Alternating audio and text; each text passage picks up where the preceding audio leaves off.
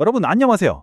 혹시 요즘 진짜 너무 피곤하다. 다 내려놓고 어디로 온가 도망치고 싶다. 이런 생각 자주 하시나요? 오늘 우리가 깊게 파헤쳐볼 이야기가 바로 이 현대인의 만성적인 번아웃과 끝없는 피로감에 대한 겁니다.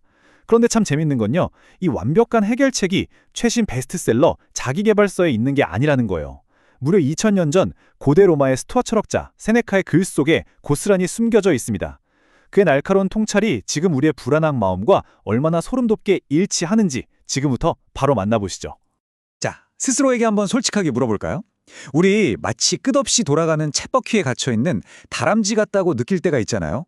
계획은 계속 틀어지고 뭔가 새로운 걸 찾아서 당장 비행기표 끊고 어디론가 훌쩍 떠나버리면 내 삶에 꽉 막힌 문제들이 마법처럼 풀릴 것 같고 다들 이런 탈출을 한 번쯤은 꿈꿉니다. 그쵸? 하지만 세네카는 바로 이 지점에서 아주 뼈를 때리는 날카로운 진단을 내립니다. 이렇게 각자는 자신에게서 쉴 새 없이 도망친다네. 로마의 시인 루크레티우스의 정말 강렬한 문장인데요. 세네카가 이걸 인용하면서 우리의 정곡을 찌릅니다. 우리가 그토록 어딘가로 도망치고 싶어 안달나는 이유가 사실 직장 상사가 싫어서도 아니고 지금 사는 동네가 지루해서도 아니라는 거예요. 진짜 이유는요, 우리 내면에 있는 불안과 결점, 그러니까 나 자신으로부터 벗어려는 아주 헛된 시도라는 거죠. 세네카가 진단한 이 마음의 병, 일명 불안한 병의 증상들을 한번 들어보시겠어요? 진짜 놀랍습니다. 끊임없이 계획을 바꾼다, 만성적으로 무기력하다, 구경거리를 찾아서 목적 없이 육지와 바다를 떠돈다, 삶을 내 뜻대로 끌고 가는 게 아니라 그냥 시작한 관성대로 살아간다. 그리고 가장 치명적인 건 극심한 자기불만에 빠져 옴짝달싹 못한다는 겁니다. 와, 이거 2000년 전 기록 맞나요? 마치 오늘날 우리들의 일기장을 훔쳐본 것 같잖아요. 이런 혼란스럽고 소모적인 감정들이 든다면 그건 우리 영혼이 지금 심각하게 병들었다는 아주 명백한 증거입니다. 우리는 흔히 환경을 싹 바꾸면 내 마음의 병도 치유될 거라고 굳게 믿곤 하죠. 하지만 세네카는 아주 단호하게 선을 긋습니다. 여러분이 아무리 멀리 지구 반대편으로 도망쳐봤자 무슨 소용이 있겠습니까? 짐을 쌀 때 그 캐리어 안에 세상에서 가장 성가신 동반자, 즉 당신 자신의 결점까지 그대로 챙겨서 떠나는데요. 결국 장소가 문제가 아니라 내면의 결점이 문제인 겁니다. 환경만 살짝 바꾼다고 해서 이 고질적인 마음의 병이 고쳐지진 않는다는 거죠. 이렇게 의미 없이 계획을 바꾸고 찰나의 쾌락만 줬다 보면 결국 우리는 다시 텅 빈 제자리로 툭 떨어지고 맙니다.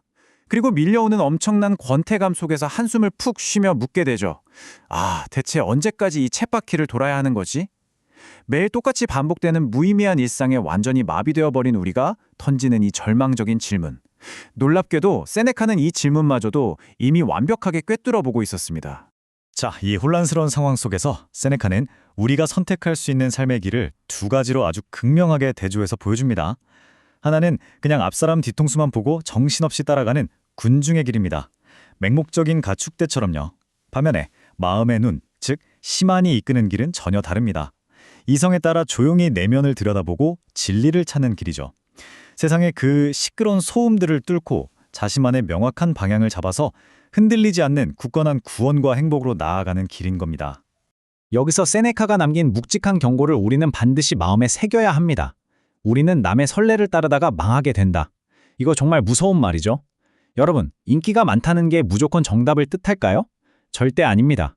오히려 어떤 선택이 대중들에게 엄청난 환호와 박수를 받는다면 그게 가장 최악의 길일 확률이 높다는 거예요. 남들이 다 그렇게 사니까, 유행이니까 하면서 맹목적으로 따라가는 건 우리를 파멸과 끝없는 불안으로 밀어넣는 거대한 함정일 뿐입니다.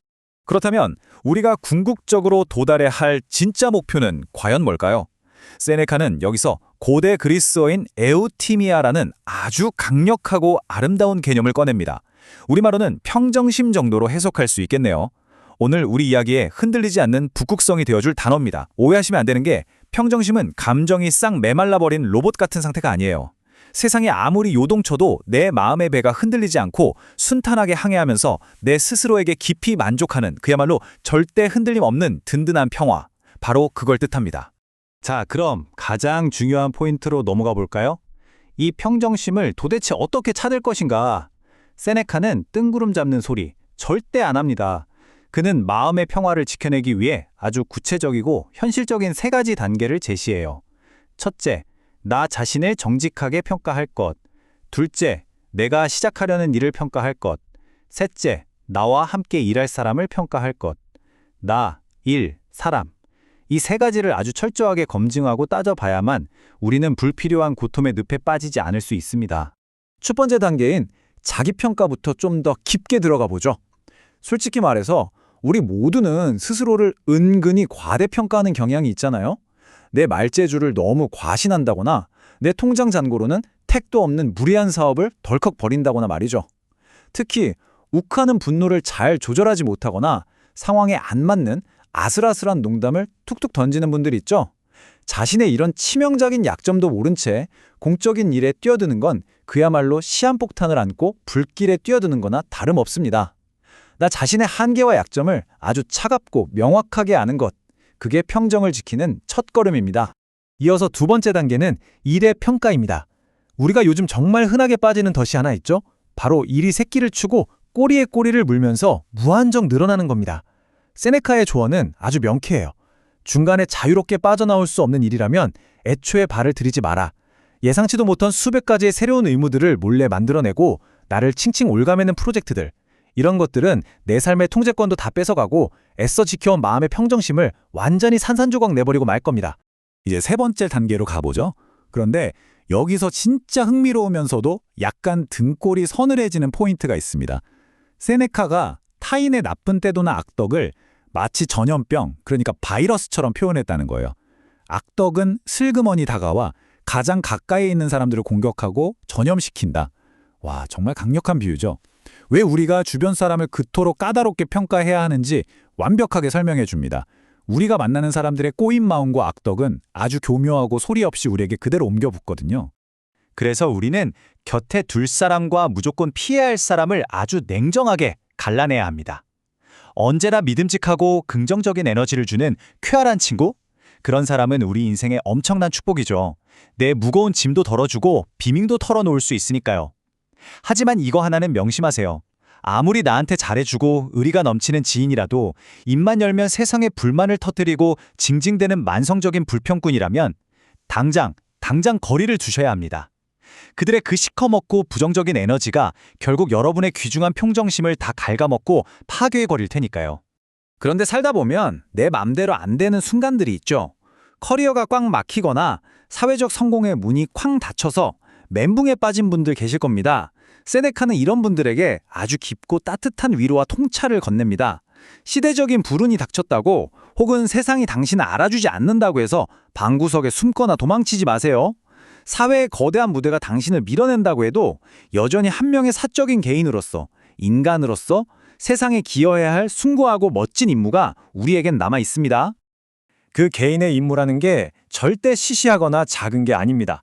화려한 타이틀이나 완장이 없더라도 할 수 있는 일은 너무나 많아요. 방황하는 젊은 세대에게 따뜻한 격려와 지혜를 나눠주는 멘토가 되어주는 것, 사치와 허영에 미쳐 돌아가는 세상 속에서 조용히 올바른 미덕을 보여주는 것, 브레이크 없이 질주하는 탐욕에 제동을 걸어주는 것, 그리고 스스로 깊은 학문과 독서에 몰두하는 것, 이 조용하지만 묵직한 사적인 미덕들은 사실 세상을 향한 엄청난 공헌이자 우리 자신을 그 지독한 삶의 권태로부터 완벽하게 구출해내는 아주 훌륭한 구명조끼입니다.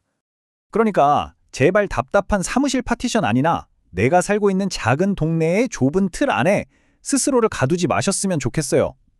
물리적인 공간이 꽉 막혀있다고 해서 내 안에 무한한 가능성까지 닫힌 건 아니잖아요. 스토아 철학자들처럼 여러분의 마음의 지평을 활짝 넓혀보십시오. 우리의 마음은 전우주와 소통할 수 있는 힘이 있습니다. 전 세계라는 이 거대하고 무한한 놀이터를 나의 진짜 조국으로 삼고 더 넓고 당당하게 여러분만의 미덕을 펼쳐나가시길 바랍니다. 자, 이제 오늘 이야기의 클라이맥스에 도달했네요. 세네카는 궁극적이고 변함없는 진정한 행복의 조건을 딱 한 가지로 정해야 합니다. 바로 자연과의 조화입니다. 언제 산산조각 날지 모르는 연약하고 가벼운 외부의 쾌락, 남들의 인정, 이런 것들에 기대는 건 이제 그만두자고요. 대신에 우리 인간 본성에 깊숙이 새겨진 자연스러운 이성의 법칙을 따르기 시작할 때 우리는 비로소 그 어떤 폭풍우가 몰아쳐도 절대 흔들리지 않는 견고하고 단단한 기쁨을 꽉 쥐게 될 것입니다. 그렇다면 이렇게 자연과 조화를 이루고 성공적으로 평정심을 장착한 사람은 과연 어떤 모습일까요? 그들은 기본적으로 건강하고 두려움이 없으며 에너지가 넘칩니다. 세상이 막 급변해도 거기에 맞춰 무르르듯 유연하게 적응하죠. 내 몸을 챙기긴 하지만 외모에 병적으로 집착하지 않고 운명이 재산이나 성공을 가져다주면 감사히 즐기지만 절대 그 물질의 노예로 전락하지는 않습니다. 한마디로 완전한 주체성을 가진 진짜 멋있는 어른의 모습인 거죠. 세네카의 이 말은 정말 내리에 콱 박힙니다. 죽기도 전에 산자의 명단에서 제외된다는 것은 가장 큰 불행이다. 여러분, 심장박동이 멈추고 숨이 끊어져야만 죽는 게 아닙니다. 실패할까봐 두려워서, 세상의 시선이 무서워서 그저 안전한 방구석에만 웅크린 채 아무런 도전도 하지 않는 사람. 세네카는 그런 사람은 사실상 시체나 다름없다고 아주 매섭게 꼬집습니다. 멀쩡히 살아서 숨은 쉬고 있지만 진짜 살아 숨쉬는 사람들의 명단에서는 이미 그 이름이 싹 지워져 버린 거나 마찬가지라는 이 무서운 경고, 우리 절대 잊지 말아야겠습니다. 오늘 이야기를 마무리하면서 여러분 스스로에게 꼭 이 마지막 질문을 던져보셨으면 합니다. 여러분은 지금 거친 삶의 파도를 당당하게 마주하며 진정으로 살아 숨쉬고 계십니까? 아니면 삐걱거리는 쳇바퀴 위에서 영혼 없이 그저 죽음자처럼 생존만 하고 계십니까? 세네카의 이 시대를 초월한 묵직한 통찰이 여러분의 잃어버린 평정심을 되찾고 진짜 삶을 다시 시작하는 강력한 터닝포인트가 되기를 바랍니다. 오늘 저희가 준비한 이야기는 여기까지입니다. 여러분의 평온하고 주체적인 하루를 온 마음을 다해 응원합니다.